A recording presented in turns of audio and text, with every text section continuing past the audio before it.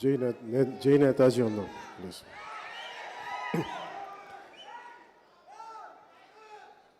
Pawan Kalyan learning centre for human excellence తరపున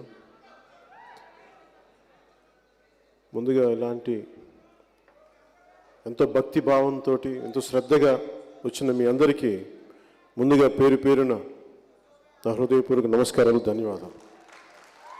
అలాగే ఈ ప్రోగ్రామ్ని వీక్షిస్తున్న ప్రతి ఒక్కరికి కూడా నా హృదయపూర్వక నమస్కారాలు.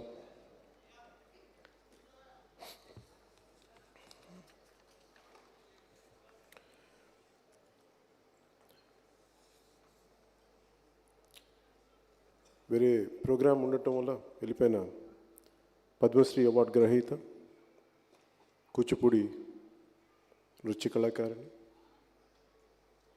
కాకతీయం అనే ఒక కొత్త నృత్య రూపకానికి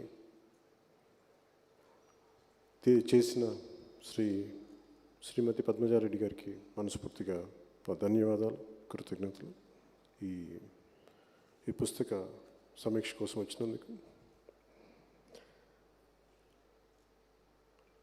అలాగే నాకు భగవద్గీతని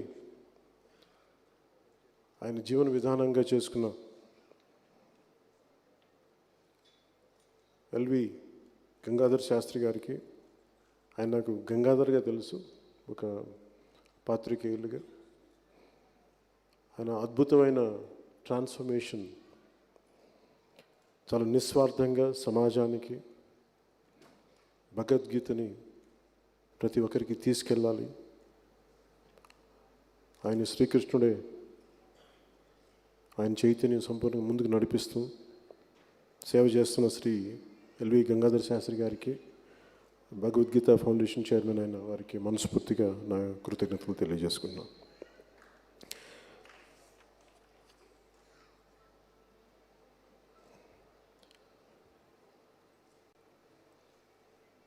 నాకు జర్నలిస్టులు మీద చాలా గౌరవం, జర్నలిజం మీద చాలా గౌరవం. జర్నలిజంని ఒక వ్యాపారంగా కాకుండా ఒక వృత్తిగా తీసుకుంటే దాంట్లో సాధక బాధలన్నీ తెలిసి పడి చాలా ఖచ్చితమైన విలువలు పాటించి స్వీయ నియంత్రణ ఉన్న జర్నలిస్టుల తరంలో చాలా అరుదైన, చాలా తక్కువ శాతం అయిపోయింది. అలాంటి అరుదైన వ్యక్తుల్లో ఒకరైన ఆంధ్రప్రభ సంపాదకులు శ్రీ ఎన్ఆర్ శర్మ గారికి మనస్ఫూర్తిగా నా హృదయపూర్వక నమస్కారాలు, ధన్యవాదాలు.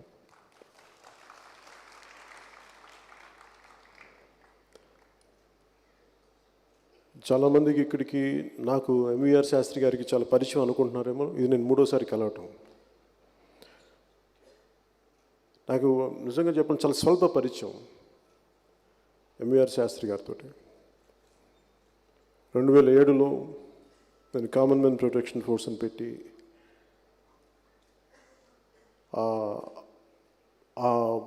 ఆ సమయంలో మా జనసేన పార్టీ కోశాధికారి ట్రెజరర్ రత్నం గారు, అలాగే జనసేన నాయకులు బొలిశెట్టి సత్య గారు, మీరు కలవండి ఆయన అంటే ఆ సందర్భంలో ఒకసారి కలిశాను. మళ్ళీ 2019 ఎలక్షన్స్ అయిపోయిన తర్వాత భావితరాలకి ఈ కాలుష్యం ప్రభావం చాలా ఎక్కువైపోతుంది. అలాగే మాతృభాష మీద మమకారం పోయి అది రెండింటినీ అనుసంధానం చేసే ఒక కార్యక్రమం చేద్దాం అనుకున్నప్పుడు, ఎక్కడైతే నది పరివాహక ప్రాంతం ఉంటుందో అక్కడ భాషా సంస్కృతులు విరసలు ఉంటాయి. అక్కడ అలాంటి చోటకి ఏదైనా ఒక మంచి ప్రోగ్రాం చేద్దాం, దీన్ని ముందుకు తీసుకెళ్లాలనే ఉద్దేశంలో ఒక రెండో సందర్భంలో కలిసినప్పుడు మన నుడి మన నది అని చెప్పి ఎంతో ఏం పేరు పెట్టాలంటే చాలా ఒక లిప్తపాటు ఆయన ఆలోచించి రాసిచ్చాను. చక్కని అందమైన ముత్యాలంటే అక్షరాలతో మన నుడి మన నది అని చెప్పి రాసిచ్చారు ఆ రోజున. సో నాకు వారి దగ్గర నుంచి ఇది మూడో సందర్భం. ఆయన మొట్టమొదటిసారి కలుసుకున్నప్పుడు నాకు ఎందుకంటే సహజంగానే మేధావులు అంటే నాకు ఒకలాంటి భయం. నేను కూడా మీలాగా ఇందాక మన గంగాధర శాస్త్రి గారు చెప్తున్నట్టుగా చాలా ఉత్తి పుణ్యానికి గల జోష్తో లెగిసిపోతూ ఉంటాను. నేను సగటు మనిషిని, నేను కూడా అంత జ్ఞానం లేనివాడిని, అందరిలాంటి మామూలు మనిషిని. కానీ అందుకే నాకు మేధావులతో కలవాలి అంటే చాలా భయం వేస్తుంది. ఎందుకంటే మనల్ని చాలా శల్య పరీక్షలు చేస్తారు, చిత్తశుద్ధిని గమనిస్తారు, ఈ పనిని త్రికరణ శుద్ధిగా చేస్తాడా లేదా అని చెప్పి. అలాంటి శల్య పరీక్ష నాకు మొట్టమొదటిసారి ఎంవీఆర్ శాస్త్రి గారు నాకు చేశారు. నేను ఆయన వేసిన ప్రశ్నల మనకి ఒక బాణాల్లాగా వేసిన ప్రశ్నలకి నేను తట్టుకోలేకపోయేలా నేను చూశాను సార్. నేను ఏం సమాధానం చెప్పాలో కూడా నాకు ప్రయాణించాలని ఉంది, కానీ ఆయన అడిగిన ప్రశ్నల దగ్గర సమాధానాలు లేవు. నేను నడిచే చూపించగలను అనుకున్నాను ఆ రోజున. అలాగే ఆయన లాంటి గొప్ప వ్యక్తి ఒకరు, అంటే ఆయన ఎంత మదనం, ఎంత జ్వలిస్తే తప్ప ఇలాంటి పుస్తకాలు చేయలేదు. దాదాపు 20 పైగా పుస్తకాలు రాసిన వ్యక్తులు. నిజంగా పుస్తక పఠనం అరుదైపోతున్న పరిస్థితుల్లో నేను ఎప్పుడూ డబ్బు వెంట పడలేదు, పేరు వెంట పడలేదు. నాకు డబ్బు కోట్లు చూశాను, కోట్లు పోగొట్టుకున్నాను. కానీ ₹1,00,00,000 ఇచ్చేయమంటే చాలా ఈజీగా ఇచ్చేయగలనేమో, కానీ ఒక పుస్తకాన్ని వదులుకోమంటే చాలా గింజుకుపోతాం.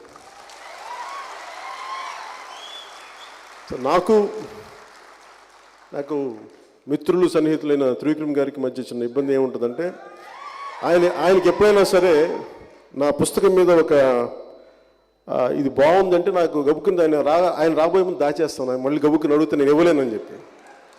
ఒక సినిమాని ఫ్రీగా చేసామని చేసేయగలను, కానీ ఒక పుస్తకాన్ని ఇమ్మంటే నేను ఇవ్వలేను. అంటే దానికి కారణం, ఒకసారి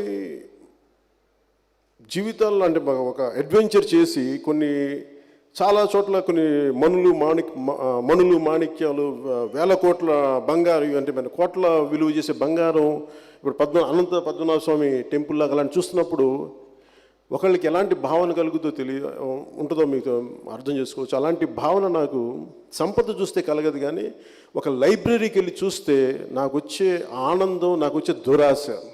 మొత్తం చదివేద్దాం, ఇన్ని పుస్తకాలను మొత్తం చదివేద్దాం, చదవలేనని తెలుసు, కానీ ఆ ఆశ అలాంటి ఆశ అనమాట. అంటే ఆ జ్ఞానం సంపాదించాలి అనేది.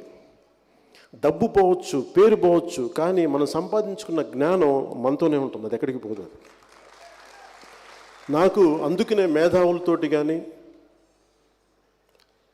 అత్యంత అలాంటి సీనియర్ విలువలు పాటించే జర్నలిస్టులతో కానీ నాకు నిజంగా చాలా మర్యాద. అలాంటి అత్యంత అరుదైన కోవకు చెందిన ఎంవీఆర్ శాస్త్రి గారి ఈ నేతాజీ పుస్తకాన్ని నేను సమీక్ష అనేది చాలా పెద్ద పదం, అది నా స్థాయి వ్యక్తి మాట్లాడేది కాదు, కానీ పొరపాటున చేసినట్టు అతనికి క్షమించాలి. ఇది నా అనుభవాలు పంచుకోవడానికి, నా దేశభక్తితో దానికి ఏదైనా పదం పెట్టండి, నా భావన చెప్పుకోవడానికి ఇది ఒక మంచి చక్కని సందర్భం అనిపించింది. నేను రాజకీయాల్లోకి రావడానికో లేదంటే ప్రజాసేవలోకి రావడానికి దీనికి ముందు కొంచెం సమయం తీసుకొని చెప్తాను. చాలా అరుదుగా నేను ఇది ఇప్పుడు దాకా నా జీవితంలో నేను ఎవరికి చెప్పానో ఒకరికిద్దరికో చెప్పుండొచ్చేమో నేతాజీ గారి గురించి. నాకు చిన్నప్పటి నుంచి నాకు పర్పస్ ఆఫ్ లైఫ్ అర్థమైంది, కానీ నేను నా లక్ష్యం ఏంటి జీవితం మీద, అందరిలాగా చదువుకోవాలా, అందరిలాగా ఉద్యోగం చేయాలా, అందరిలాగా బతికి చచ్చిపోవాలా. నా పర్పస్ ఆఫ్ లైఫ్ నాకు ఎప్పుడు అర్థమయ్యేది కాదు. అందుకనే ఒక్కొక్క దేశభక్తుల తాలూకు బయోగ్రఫీస్ చదువుతున్న కొద్దీ వాళ్ళు ఎంత త్యాగాలు చేశారు, ఎంత చేశారని మదన పడే కొద్దీ మనం ఏమి చేయలేకపోతున్నాం దేశానికని చాలా చిన్న వయసు నుంచి ఉండేది. నాకు ఏమి చేయాలో తెలియక మధ్యలో కొంత అటు ఇటు వెళ్ళి, కానీ ఎక్కడో లోపల మటుకు చాలా బలమైన భావన ఇదే ఉండేది. ఆ భావన ఏమి చేయాలో తెలియక అలా వెళ్తా ఉంటే ఒక రోజున సినిమాలోకి వచ్చాను. సినిమా హీరో అవ్వడం నేను కోరుకున్న జీవితం కాదు, ప్రజా జీవితంలోకి రావాలని నేను కోరుకున్న జీవితం కాదు, నాకు ఇవ్వబడ్డ జీవితం అది. నేను దాని నుంచి తప్పించుకోలేని నాకు అర్థమైంది. నాకు 2000 మీ అందరికీ తెలిసిన నా 7వ సినిమా ఖుషీ సినిమా రిలీజ్ అయిపోయిన తర్వాత, అంటే చాలా రెలవెంట్ పాయింటే కాబట్టి చెప్తాను, సినిమా గురించి చెప్పట్లేదు, అంటే నేతాజీ గురించి సంబంధించి చెప్తున్నాను. ఆ పాయింట్ రాబోయే ముందు, నేను ఊహించుకున్న జీవితం కాదు, నేను యాక్టర్ అవ్వాలనుకోలేదు, అది అయిపోయింది, జరిగిపోయింది. నాకు ఒకటి తెలుసు, ఒక పని ఇస్తే దానిని త్రికరణ శుద్ధిగా పనిచేస్తాను, ఫలితాలు ఆశించను. అలా చేసుకుంటూ వెళ్ళిపోతే ఖుషి అనే సినిమా వచ్చింది. నేనేమనుకున్నా, నా దేశభక్తిని సినిమా వరకు పెడితే సరిపోద్ది, చాలా ఆనందం కలుగుద్దని చెప్పి అనుకునేవాడిని. కానీ నా లోపల ఎప్పుడూ ఒక అసంపూర్తిగానే ఉండేది. సినిమా రిలీజ్ అయిన రాత్రి కూర్చొని నెక్స్ట్ డే అది తర్వాత అంత బాగుంది అంటే నాకు వెలితి పోలేదు. నాకు ఫస్ట్ టైం ఒకటి జీవితంలో అపజయం వస్తే ఎలా ఉంటుందో నాకు అలాంటి భావన వచ్చింది. అసంపూర్తిగా ఉంది, ఏంటి నాకు ఇట్లా అయిపోయినా ఏంటి, నేను ఆనందం లేదని నాలోనే. ఆ తర్వాత నా సమాధానం దొరకలేదు నాకు. అలా నేను ఇంకా ఏం చేయాలో తెలియక నేను యుఎస్కి వెళ్ళి ఏదైనా మార్షల్ ఆర్ట్ ట్రైనింగ్కి వెళ్దామని ప్లాన్ చేసుకుని వెళ్తున్నాను యుఎస్కి. అది కరెక్ట్గా అది మనకి ట్విన్ టవర్స్ 9/11 టైంలో నేను అక్కడే ఉన్నాను. న్యూయార్క్లో సెప్టెంబర్ 2 ఉండి అక్కడి నుంచి నేను లాస్ ఏంజలస్లో ఉన్నప్పుడు ఈ ట్విన్ టవర్స్ దుర్ఘటన జరిగింది. సో అలాంటి నేపథ్యంలో నాకు అంతకుముందు పరిచయమైన ఇక్కడ పాస్పోర్ట్ ఆఫీసర్గా పనిచేసిన రాజశేఖర్ గారు, ఆయన టోక్యోలో ఇండియన్ ఎంబసీలో సీనియర్ డిప్లొమాట్గా వెళ్తూ చెప్పారు, నాకు ఇట్లా వెళ్తున్నాను, మీరు కూడా రావచ్చు కదా ఒకసారి, మీకు మార్షల్ ఆర్ట్స్ అంటే ఇష్టం కదా అని చెప్తే, సార్ నేను ఈ ఐకిడో అనే ఒక మార్షల్ ఆర్ట్ నేర్చుకోవడానికి ఒక ప్రయత్నం చేద్దామని చెప్పి నేను యుఎస్ఏ నుంచి లాస్ ఏంజలస్ నుంచి నేను టోక్యో వెళ్ళాను. టోక్యోకి వెళ్ళాను, ఏదో ఒక క్లాసెస్లో జాయిన్ అయ్యాను, కానీ నాకు పర్పస్ తెలియలేదు. సరే ఒక 2 రోజులు నేర్చుకునే మార్షల్ ఆర్ట్ కాదు, కొన్ని సంవత్సరాలు సాధన చేయాలని అనుకుంటుండగా ఆయన నన్ను ఒక చోటుకు తీసుకెళ్ళాను. నీకు ఒక సర్ప్రైజ్ ఇస్తాను, నీకు దేశభక్తి చాలా ఎక్కువ కదా, నీకు నచ్చే అంశం ఒకటి చూపిస్తాను రా అని చెప్పి నన్ను తీసుకెళ్ళి ఈ మన నేతాజీ సుభాష్ చంద్రబోస్ తాలూకు అస్థికులు ఎక్కడైతే ఉన్నాయో ఆ రెంకోజీ టెంపుల్లో నన్ను తీసుకెళ్ళారు. అదొక ఒక బుద్ధిస్ట్ టెంపుల్. ఆ బుద్ధిస్ట్ టెంపుల్లో ఎవరైతే దాన్ని భద్రపరిచారో ఆయన తాలూకు కూతురు పెద్ద ఆవిడ ఒక ఆడున్నారు. నాకు నేతాజీ అస్థికలు చూపించారు. నాకు గుండె ద్రవించుకుపోయింది.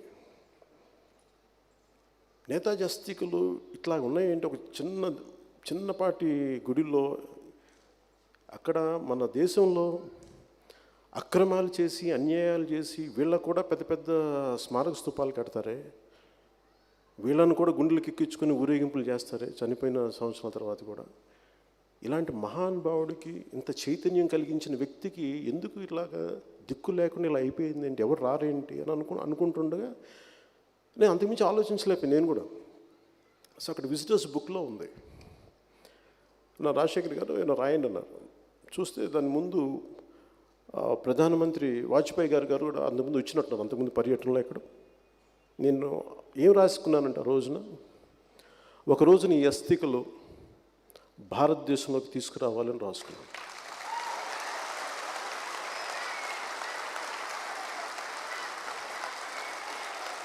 ఈ విషయం నేను ఇప్పుడు దాకా ఎవరితో పంచుకోలేదు, అదొక ఫ్యాంటసీ అనుకునేవాడిని. అంటే ఈ రోజున ఇది యాదృచ్ఛికం అనాలా, కోఇన్సిడెంటలా, లేదంటే డెస్టినీ, నాకు ఏ పదం అయినా పెట్టుకోండి, కానీ ఇది నేతాజీ పిలుపు. నేతాజీ పిలుపు. నేను అనుకున్నాను నిజంగా ఒకవేళ ఈ అస్థికలు ఆయనవా కాదా అంటే, ఈ రోజున DNA టెస్టులు పరీక్షలు వచ్చినాయి కదా, ఎందుకు తీసుకురారనేది ఒక సగటు భారతీయుల్లాగే నాకు వేదన. నాకు నిజంగా ఏడుపు వచ్చింది ఆయన అస్థికలు చూస్తూ ఉంటాయి. ఎందుకంటే జపానీస్ వారి సంస్కృతి ప్రకారం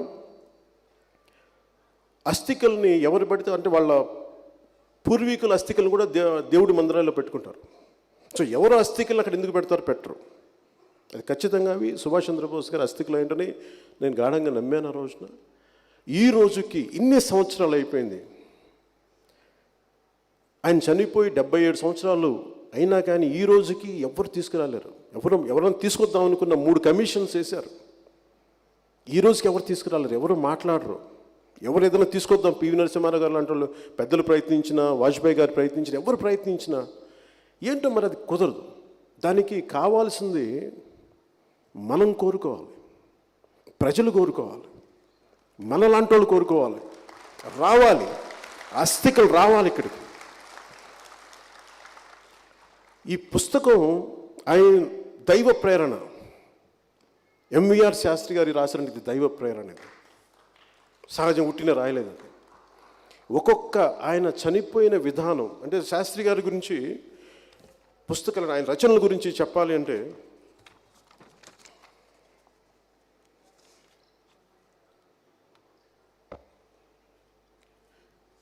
ఆయన కళ్ళు క్లారిటీ కోసం అంటే శాస్త్రి గారికి సెక్యులరిజం మీద చాలా సెటారికల్గా పెక్యులరిజం అని చెప్పి రాశారు. ఆ పుస్తకం మొదటి 2-3 పేజీల్లో ఉంటుంది.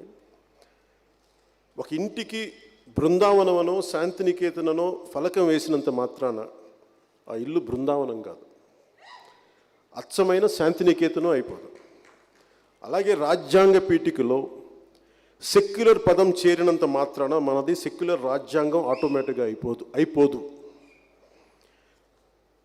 కొన్ని జబ్బులు, ఇది ఆ పదాలు ఎంత బలమైనవి అంటే మనం లిప్ సర్వీస్ చేస్తే సరిపోదు, నిజంగా గుండె లోతులోంచి చేయాలి. దేశభక్తి, నేను దేశభక్తి ఉండి అంటే సరిపోదు, నువ్వు దేశభక్తి చూపించాలి. అలాగే శాస్త్రి గారి రచన ఎలా ఉంటుందంటే, ఆయన రచనా శైలి, ఉదాహరణ కొన్ని జబ్బులకి చేదు కషాయాలు సరైన మందులు. ఆ చేదు కషాయాలు ఇచ్చే డాక్టర్లు మనకి నచ్చపోవచ్చు, మనం తిట్టుకుంటాం. ఎందుకంటే కానీ మన జబ్బు నయం కావడానికి అలాంటి వైద్యులు అవసరం. మన సమాజాన్ని, దేశాన్ని పట్టి పీడించే కొన్ని సామాజిక రుగ్మతలకి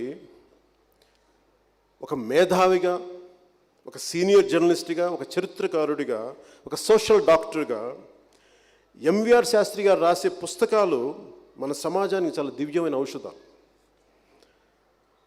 ఆయన వాదనలోని కొన్ని వాక్యాలు కొంతమంది రుచించకపోవచ్చు. మనకున్న పిడివాద ధోరణితో ఆయన లేవనెత్తిన అంశాల్లో మనం ఏకీభవించలేకపోవచ్చు. కానీ వాటి నుంచి తప్పించుకుందామని ప్రయత్నిస్తే మటుకు ఆయన వాక్యాల్లోని సత్యశక్తి మనల్ని వెంటాడి దహించేస్తే, చూడి సత్యాన్ని చూడించు. ఆయన రాసే వాక్యాలు, శేషేంద్ర అంటే నాకు ఇష్టమైన మహాకవి శేషేంద్ర గారి మాటలు చెప్పాలంటే, నా వాక్యాలు అడవుల్లో తిరిగే సింహాలు, ఆయన అవి చీల్చి చెండాడేస్తాయి. అలాగా శాస్త్రి గారు రాసే వాక్యాలు పిడివాదం, ఆయనకి ఒక వాక్యాల్లో దూకే సింహాలు ఆయన రాసే వాక్యాలు. పిడివాదంతో మఠం వేసుకొని కూర్చున్న వారిని చీల్చి చెండాడేస్తాయి శాస్త్రి గారి వాక్యాలు. అంత బలమైన శైలి అయింది. ఆయన ఈ రోజున నేతాజీ, ఇది 2వ భాగం. ఇది మొదటిది సుభాష్ చంద్రబోస్, 2వ భాగం ఇది. మొదటి భాగం అంతా సుభాష్ చంద్రబోస్. ఇప్పటికి నేను దాదాపు ఒక 1000 కాపీలు తెప్పించినట్టున్నాను. అందరికీ కుదిరినంత వరకు, అంటే ఉన్నాయే 1000 కాపీలు అందరికీ పంచమని దయచేసి ఈ ఫంక్షన్ అయిపోయిన దయచేసి అందరికీ పంచండి. నేతాజీ మనకి ఎందుకు ఈ రోజున, మనందరం ఈ రోజున ఆయన అస్థికలు రావాలని కోరుకుందాం.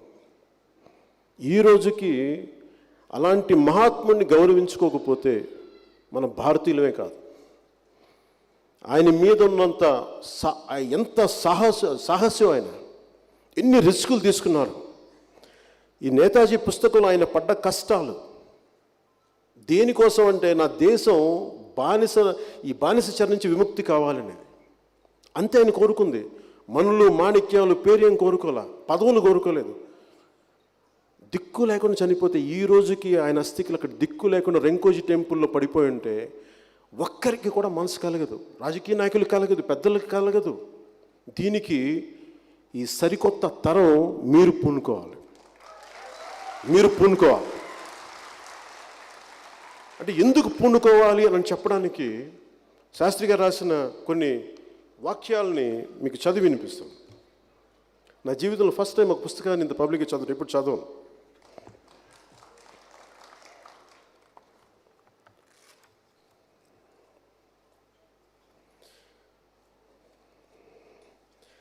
ఎంత నిక్కచ్చైన మనిషి సుభాష్ చంద్రబోస్ గారు అంటే, ఎవరి సహాయం అయితే తీసుకున్నాను, జపనీస్ ప్రభుత్వ సహాయం తీసుకొని జపనీస్ సైన్యాధికారులకి ఆయన చెప్పింది,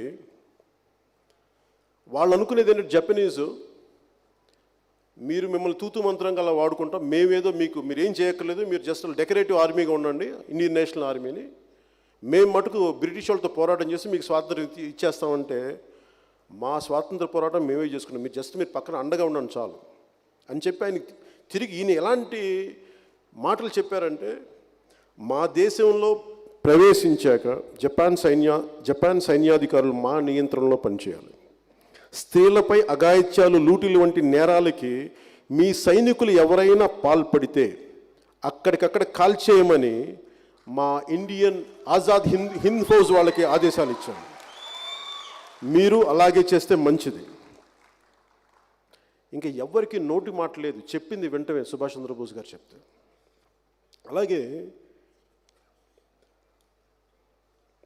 ఆజాద్ హింద్ ఫౌజ్ సైనికులు దాదాపు 50,000 మంది సైనికులు వచ్చారు. దాంట్లో 30,000 మంది డైరెక్ట్ బ్రిటిష్ ఆర్మీలోంచి విడిపోయి బయటకు వచ్చి దేశ విముక్తి కోసం సైన్యం అయితే, 20,000 మంది ఈయన ప్రేరణతో వచ్చిన వాళ్ళు, వాలంటీర్ ఆర్మీ అది. దీంట్లో 70% మంది దక్షిణ భారతం నుంచి వచ్చిన వాళ్ళు, తెలుగు, తమిళం. అంటే ఈయన సుభాష్ చంద్రబోస్ గారికి ఈ రోజుకి ఒక్క నాయకుడు చెప్పండి, దేశాన్ని మొత్తం ఒక అంటే స్వాతంత్ర సమయంలో ఉన్న నాయకులు తప్ప ఇప్పుడు ఒక్క జాతీయ స్థాయి నాయకులు ఒకళ్ళు ఇద్దరు చెప్పుకోవచ్చేమో ఇప్పుడున్న వాళ్ళు. కానీ ఎక్కువ మంది ప్రాంతాలకే పరిమితం అయిపోయారు, రాష్ట్రాలకే పరిమితం అయిపోయారు తప్ప జాతీయ స్థాయిలో ఒక్కడు ఈ దేశం అంతా నాది అనుకునే వ్యక్తులు అరుదైపోయారు. ఈ రాష్ట్రం మాదనుకోవచ్చు, ఈ ప్రాంతం మాదనుకోవచ్చు, కానీ దేశం నాదనుకునే వ్యక్తులు కనుమరుగైపోయారు, అరుదైపోయారు. ఆయన ఎంత చూడండి, ఎక్కడో విదేశాలకు వెళ్ళి, ఎక్కడో సింగపూర్, అక్కడికి వెళ్ళి తమిళులు, ఉత్తరప్రదేశ్ నుంచి, బీహార్ నుంచి వచ్చిన యాదవ సమూహాలు మొత్తం వాలంటీర్స్గా చేరిపోయారు. 17 ఏళ్ళ ఆడబిడ్డలు. ఈ రోజుల్లో మనం ఆడబిడ్డను పంపించాలంటే 100 ఆలోచిస్తున్నాం. ఈ రోజుకి కూడా అలాంటి సమయంలో ఝాన్సీ రాణి రెజిమెంట్ చెప్పి ఆడబిడ్డలకి మీరు ఆర్మీగా ఉండాలి, మీరు ఆర్మీగా డెకరేటివ్ ఆర్మీ కాదు. ఆయన చెప్పింది కూడా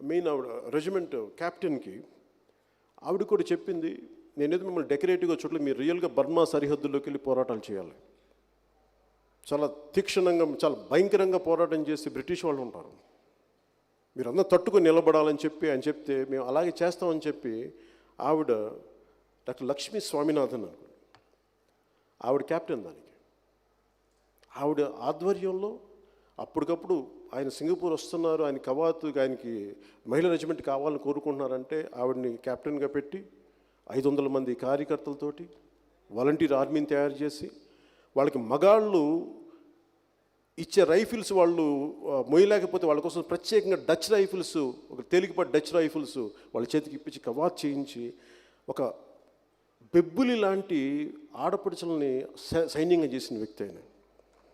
ఐఎన్ఏలో ఎంతమంది అంటే ఒక్కొక్క, అంటే మీకు దీంట్లో కొన్ని చదివి వినిపిస్తాను, అంటే కొంచెం ర్యాండమ్గా వినిపిస్తాను, నేను ఒక ఆర్డర్లో చెప్పలేకపోతున్నాను. చాలామంది రెండో ప్రపంచ యుద్ధంలో లొంగిపోతుంటే ఇంకా మిగిలినంతా మేము చనిపోయినా మేము యుద్ధం చేద్దామంటే, ఆఖరి బ్రిటిష్ వారికి లొంగిపోయి మన దేశం వెళ్ళటం మీద మాకు వేరే దారి లేదు అని దాంట్లో ఒక్కరు సరెండర్ కాకుండా ఉండటానికి కేబీ సింగ్, కల్నల్ జాగీర్ సింగ్లు అందరినీ పంపించాక మా ఆత్మాహుతి బృందం మేము ఆత్మాహుతి బృందంగా వెళ్తున్నామంటే, దాంట్లో ఎంతమంది బ్రిటిష్ వాళ్ళ మీద సైన్యం మీద దాడి చేయగలరంటే 300 మంది చచ్చిపోవడం సిద్ధం వచ్చారు. 300 మంది ఐఎన్ఏ సోల్జర్స్. దాంట్లో ఇంతమంది నేను తీసుకెళ్ళలేను, మాకు బండ్లు లేవని చెప్పి 50 మందిని రమ్మంటే 50 మందిని ఆత్మాహుతి దళానికి ఎంపిక చేశారు. 2 ఆఫీసర్లను వెంట ఇచ్చి మిగిలిన వారిని సరెండర్ అయ్యేందుకు కన్నీళ్లతో సాగనంపాను. చిన్నపిల్లల్లా వెక్కి వెక్కి ఏడుస్తూ చివరికి శాల్యూట్ చేసే సైనికులు నా నుంచి సెలవు తీసుకున్నారు. ఎందుకంటే ఆత్మాహుతి దళంలో తమను తీసుకోలేదు నిస్పృహతో, ఆత్మాహుతి దళంలోకి తమను తీసుకోలేదు నిస్పృహతో 6 మంది ఆజాద్ హింద్ ఫౌజ్ సైనికులు తుపాకీతో కాల్చుకొని ఒకరి తర్వాత ఒకరు ఆత్మహత్య చేసుకున్న వాళ్ళ అలాంటి వాళ్ళని మనం దేశం గుర్తించలేకపోయింది ఈ రోజుకి.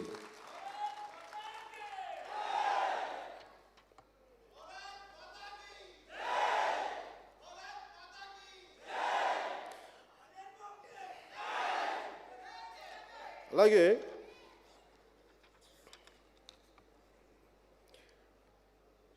దేశం కోసం పనిచేసిన సైనికుల్ని, యుద్ధం కోసం మన ఈ బ్రిటిష్ కబంధ హస్తాల చెర నుంచి విముక్తి చేయాలని చెప్పిన ఆజాద్ హింద్ ఫౌజ్ సైనికుల్ని కోర్ట్ మార్షల్ చేశారు.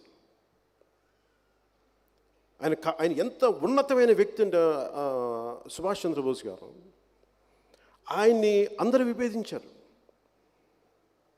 సుభాష్ చంద్రబోస్ గారి గురించి ఈ పుస్తకం కంటే ముందు నాకు ఇష్టమైంది ఇంకో మహాకవి గుర్రం జాషువా గారు బోసుబాబు అని చెప్పి కవితా సంకలనం, అలాగే నేతాజీ అని చెప్పి నేతాజీ ఇంకొక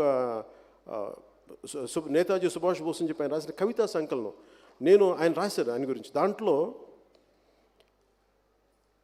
గాంధీజీ గారితో ఎలా విభేదించారని చెప్పడానికి, దేశం ఒక యుద్ధం చేయడానికి కొన్ని సాధించాలంటే అన్నిసార్లు శాంతి దూతగానే మాట్లాడక్కర్లేదు, చర్కా పద్ధతులే కాదు కత్తులు కూడా పట్టాలి ఒక్కొక్కసారి.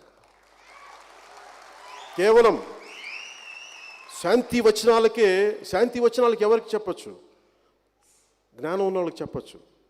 మూర్ఖుడితో మనం ఎలా కత్తులతోనే మాట్లాడగలుగుతారు, అది చెప్పింది సుభాష్ చంద్రబోస్.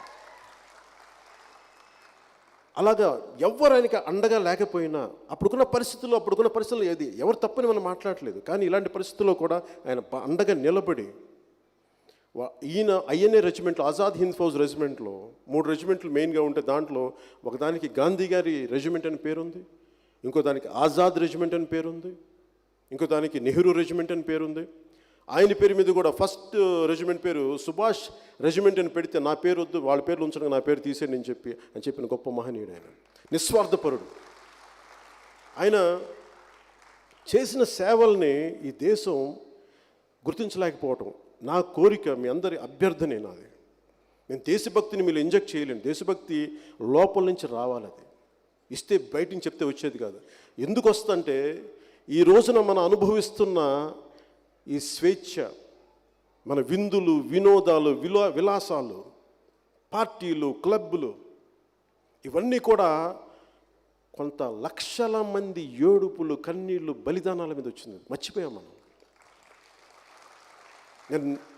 నాకు నిజంగా సినిమా హిట్ అయితే నాకు డబ్బు వచ్చిన ఆనందం ఉంది, కానీ ఒక దేశభక్తిని గుర్తిస్తే నాకు వచ్చే ఆనందం ఇంతగా అలాంటి నేనేమనుకున్నానంటే నేను అందరిని అడగలేను, మీరు మారండి నేను మారగలను లేదని చూస్తాను అంతే. నేను చేయగలనంటే నేను చేస్తాను అంతే. నేను చేయగలిగిందే నేను చేస్తాను. నేను అలా ముందుకు వచ్చాను ప్రజా జీవితంలోకి. ఈరోజు నేను మిమ్మల్ని అందరినీ కోరుకునేది ఈ నేతాజీ పుస్తకానికి నిజానికి మనం ఏం చేయగలిగిందంటే నిజమైన నివాళి. ఆయన ఎలా చనిపోయారో ఒకసారి మీకు చదివి వినిపిస్తాను.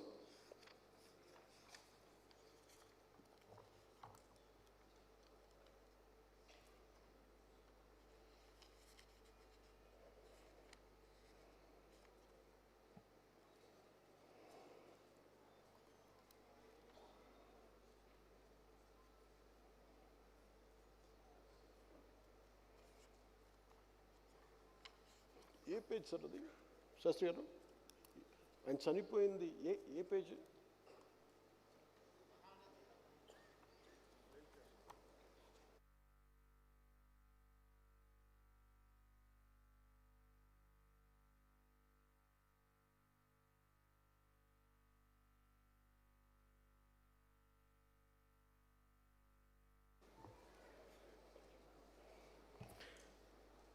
సుభాష్ బోస్ గారికి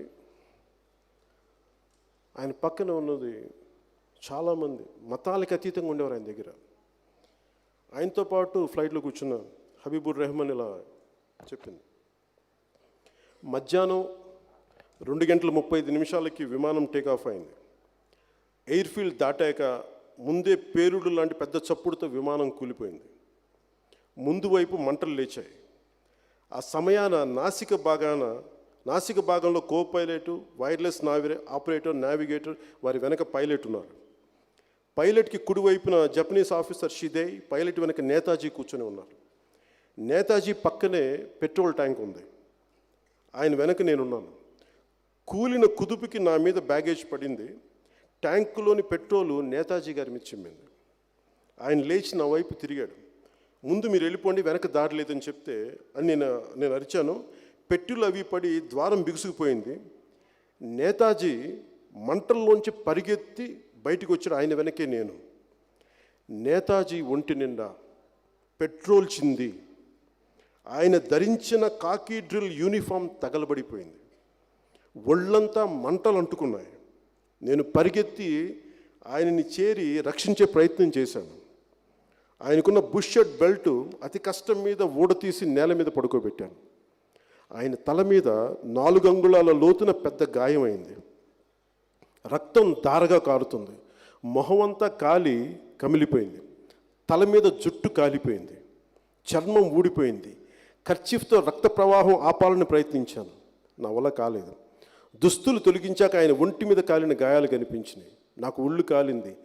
భరించలేనంత నొప్పితో నేతాజీ పక్కన నేను నిస్త్రాణంగా పడుకుంటే, మీకు మరి ఇంకా ఎక్కువ కాలేదు కదా అని చెప్పి అంత కష్టంలో అంత బాధలో కూడా ఆయన నన్ను అడిగాడు, కానీ ఆయనకి ఎలా ఉందో ఆయన చెప్పలేదు. నీకేం పడలేదు కదా అని అడిగి, నేను పడలేదంటే ఆయన అన్నది నేనైతే బతకను అని ఆయన అని, మీరు వెనక్కి వెళ్ళిపోయి మన దేశ సోదరులకి చెప్పండి, నేను చివరి ఊపిరి వరకు దేశ స్వాతంత్రం కోసం పోరాడాను. వారు పోరాటాన్ని కొనసాగించాలి. హిందుస్థాన్ తప్పక స్వాతంత్రం పొంది తీరుతుంది. దాని బానిసత్వంలో ఎవ్వరు ఉండజాలరు. తల నుంచి పాదాలు దాకా మంటల్లో కాలుతూ పరిగెత్తుతున్న నేతాజీని చూసి ఆ జపనీస్ సైన్యాధికారికి జపనీస్ అగ్నిదేవుడు ఫుదోమ్యు గుర్తొచ్చాడు. ఆ స్థితిలో నేతాజీని నేల మీద దొర్లించి మంటలు ఆర్పటంలో హబీబుర్కి సహాయ ప్రయాణికుడిగా నూనెగా అనే కడ సహాయపడ్డారు. ఒళ్ళంతా కాలి భయానక వేదన అనుభవిస్తున్న ఒక్క మూలుగు కానీ బాధ కానీ నేతాజీ నోటి వెంట రాలేదు. తాగేందుకు నీరు మాత్రం కావాలని అప్పుడప్పుడు అడిగాడు. అంతటి యమయాతనని ఆయన మౌనంగా ఓర్చుకున్న తీరు వైద్యుల్ని ఆశ్చర్యపరిచింది. ఆ తర్వాత ఆగస్టు 18 ఆగస్టున 1945 1700-1800 గంటల మధ్యలో నేతాజీ గారు కళ్ళు మూశారు.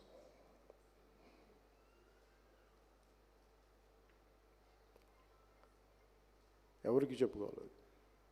ఈ రోజుకి నిన్నగాక మొన్న వచ్చిన వ్యక్తులకేమో మనం కిరీటాలు, స్మారకాలు, భవనాలు నిర్మిస్తాం. ఇంత దేశం కోసం ఇంత యుద్ధం చేసి చనిపోయిన వ్యక్తిని ఈ దేశం గుర్తించకపోతే అంతకుమించిన అవమానం మనకేం కావాలి? అంటే ఎంత మనలో చలనం చచ్చిపోయిందో, ఎంత ఉదాసీనత భావంతో మనం కొట్టుకుపోతున్నామో మన దేశం అర్థమవుతా ఉంది.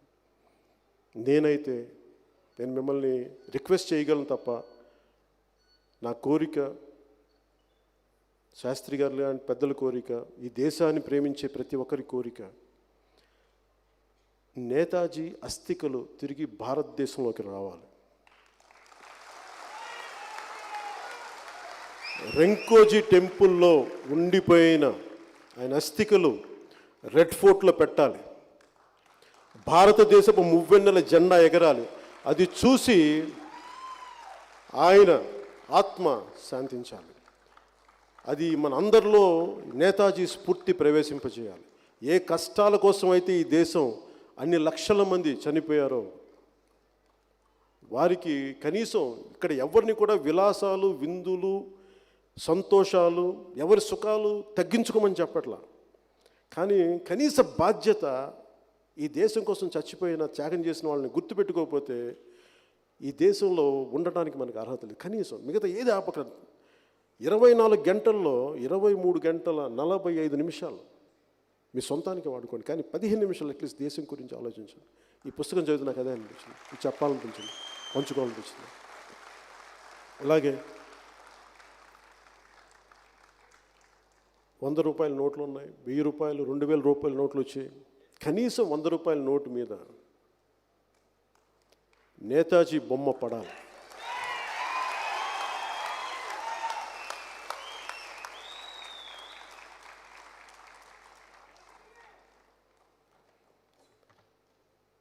ఈ సభ నుంచి భారతదేశం మొత్తం మాట్లాడుకునేలాగా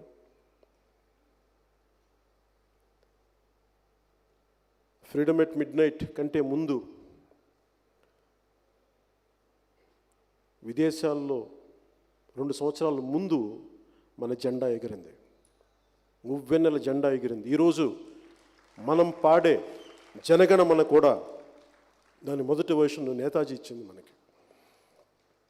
అప్పటిదాకా మతాలతోటి సైనికులు ఉండేవాళ్ళు తప్ప, సత్శ్రీయకాలను జై శ్రీరామ్ జై శ్రీకృష్ణ అనేవాళ్ళు తప్ప, జై హింద్ అనే పదం వచ్చింది అందరి కులాలకి మతాలకి అతీతంగా ఇది భారత జాతి ఉండాలి తప్ప మతాలు ఉండకూడదని చెప్పి జై హింద్ అని ఆ నినాదం సుభాష్ చంద్రబోస్ గారి దగ్గర నుంచి వచ్చింది. అలాంటి మహానుభావుడిని ఈ రోజున మనం కోరుకుంటే, నేను ఎక్కడో ఒక చిన్నపాటి ఉద్యోగి కొడుకుని నేను, నా ఒక్క కోరిక దేశంకి ఏదో చెయ్యాలన్న కోరిక నన్ను ఇక్కడ దాకా తీసుకొస్తే మీలో ఎంత శక్తి ఉందో మీకేం తెలుసు, మీరు అనుకోవాలి కదా. ఈరోజు కనీసం మీరు ఏమనుకోవద్దు, ఒక్కటే నేను కోరుకునేది, మీ అందరి చేతిలో స్మార్ట్ ఫోన్స్ ఉన్నాయి. మీరు నేతాజీలాగా బర్మాకి వెళ్ళో సింగపూర్కి వెళ్ళి యుద్ధాలు చేయక్కర్లేదు. కనీసం ఉన్న ప్రభుత్వాల మీద, ప్రభుత్వాధినేతల మీద, రాజకీయ నాయకుల మీద, ప్రతి ఒక్కరి మీద నేతాజీ తాలూకు ఈ యాషెస్ని తిరిగి తెప్పించడానికి మీరు ఒత్తిడి పెట్టక, ఒక అందరం కలిపి ఒక మాటగా మాట్లాడకపోతే ఈ ఉదాసీనతో నిండిపోయిన ఈ వ్యక్తుల చలనం రాదు. ఈ దేశానికి చలనం రావాలంటే ముందు ఇక్కడ శిల్పకళా వేదిక నుంచి, హైదరాబాద్ నుంచి మనం మొదలు పెడదాం. ఇది ఒకరోజు దేశం అంతా పాకాలి. సుభాష్ చంద్రబోస్ అస్థికలు, నేతాజీ అస్థికలు భారతదేశంలోకి రావాలి. మనం ఆయనకి సాల్యూట్ చేయాలి. నేను కోరుకునేదల్లా ఒకటే, హ్యాష్ట్యాగ్ ఒకటే పెడుతున్నాం, bring back Netaji Ashes. Second hashtag Renkoji to red fort. మనం చేయగలిగేది ఒక్కసారి నిండు మనసుతో అడుగుతున్నాను. నేనేం కోరుకోను, నాకు ముఖ్యమంత్రి పదవులు ఇవన్నీ నేను ఎప్పుడు అడగను, పెద్ద పెద్ద పదవులు అడగను, సినిమాలు హిట్లు అడగను, నా సినిమా చూడమని అడగను, నన్ను ముఖ్యమంత్రి చేయమని అడగను. ఈరోజు నేను నోరు తెరిచి అడుగుతున్నాను, మన నేతాజీ కోసం నిలబడమని అడుగుతున్నాను. ఆయన అస్థికలు రావాలని మనసు పెట్టండి. పూజా మందిరంలో, పూజా గదుల్లో, క్రైస్తవ మత మందిరాల్లో కానీ, మనకి మస్జిదుల్లో కానీ, హిందూ మందిరాల్లో కానీ, జైన మందిరాల్లో కానీ, సిక్కు ప్రార్థనల మందిరాల్లో కానీ ఒకటే కోరిక పెడదాం, నేతాజీ తాలూకు అస్థికలు భారతదేశానికి రావాలనే కోరుకుందాం. అదే ఈ సభ యొక్క ముఖ్య ఉద్దేశం. నాకు అవకాశాన్ని ఇచ్చిన పెద్దలందరికీ, ఇలాంటి పుస్తకాన్ని రాసి నేతాజీ చరిత్రని మా లోపలికి మేము చేస్తున్న మా ఉదాసీనత మీద మీరు బాణం సంధించారు శాస్త్రి గారు. ఈ రోజున భారత జాతి మీద ఉన్న ఒక ఉదాసీనతతో నిండిపోయిన జాతి మీద మీ పుస్తకాలు కాదు ఇవి, ఇది ఆయుధం. ఈ ఆయుధాన్ని ఎక్కుపెట్టి ఈ రోజున మమ్మల్ని తాకారు, మా గుండెలోకి తాకారు. మీరు ఏ ఉద్దేశంతో అయితే రాశారో ఆ ఉద్దేశం నెరవేర్చడానికి మా సాయశక్తిలో కృషి చేస్తాం. అస్థికలు ఇక్కడ తెప్పించే మా వంతు కృషి మేము చేస్తామని తెలియజేసుకుంటూ సెలవు తీసుకుంటున్నాను. ఒకసారి ఏ దేశమైతే మనకి అన్నం పెట్టిందో, ఏ దేశమైతే నీడనిచ్చిందో అలాంటి దేశానికి మనకి సాల్యూట్ చేస్తూ ముందుగా జనగణమని చేసిన తర్వాత జై హింద్తో ముగిద్దాం. Play the Jana Gana Mana.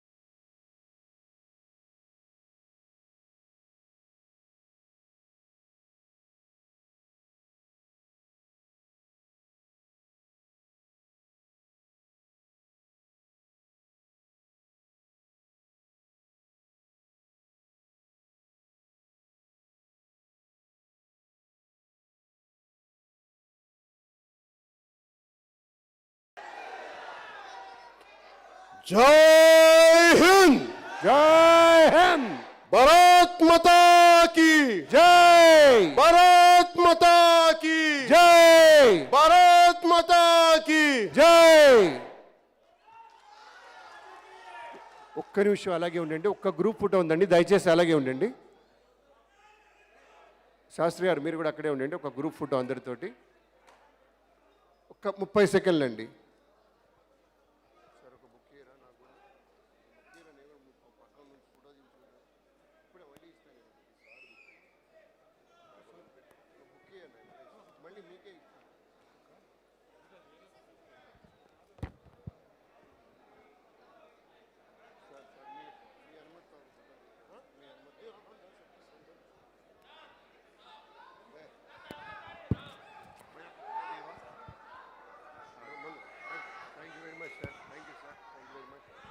Thank you one and all. ఈ మంచి కార్యక్రమంలో మీరంతా భాగస్వాములైన ప్రతి ఒక్కరికి పేరు పేరున హార్దిక ధన్యవాదాలు తెలియజేసుకుంటూ ఉన్నాం.